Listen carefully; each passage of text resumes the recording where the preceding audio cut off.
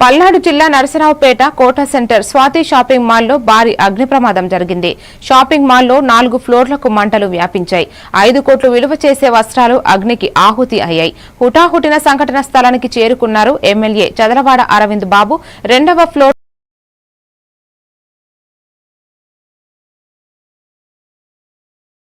సిబ్బంది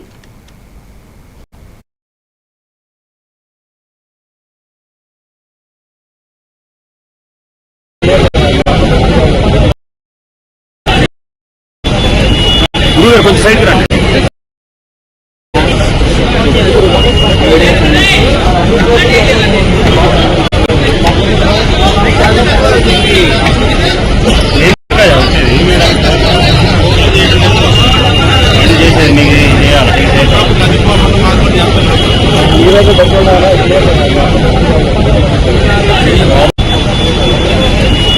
కొంచెం సైడ్కి రండి.